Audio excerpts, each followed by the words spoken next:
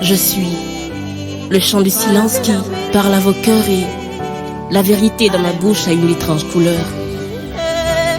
Je dompte les mots et ma parole construit des ponts entre les peuples et leurs espoirs. Quand de leur cœur perlent les larmes de leur peur et que doucement meurt le temps de leur sueur. J'écris des vers cousus de mots, des mots issus de lettres, et les lettres de tout temps ont écrit des histoires qui naissent à travers les siècles et les mémoires, rien que pour devenir le partage d'un langage qui forge l'amour à travers les âges.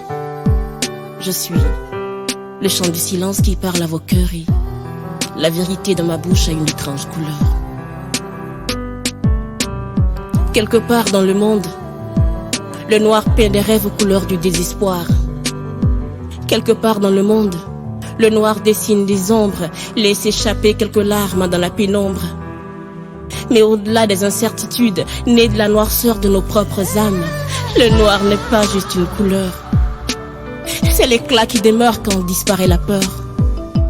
Le noir, c'est l'ombre qui répugne quand on refuse de voir la lumière au-delà de la chair. Le noir n'a jamais été symbole de malheur, et bien plus qu'un combat du King Martin Luther.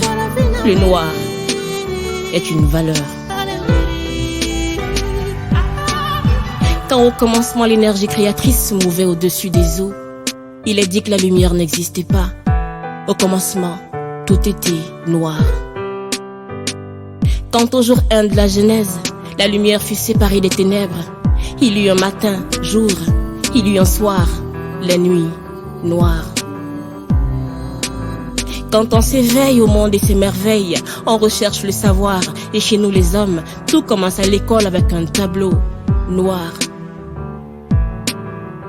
Quand dans nos élans pieux, notre esprit s'élève vers les cieux, doucement le soir, paupières closes, on médite dans le noir.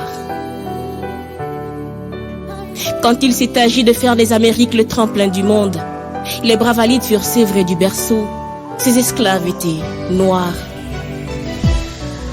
Quand, happé par la fièvre de l'indigence, immigré clandestin, agrippé à son destin, dans un avenir incertain, on n'a plus qu'un choix, travailler au noir. Voyez, le noir n'est pas juste une couleur, c'est l'éclat qui demeure quand disparaît la peur. Le noir, c'est l'ombre qui répugne quand on refuse de voir la lumière au-delà de la chair. Le noir n'a jamais été symbole de malheur, et bien plus qu'un combat de King Martin Luther. Le noir est une valeur.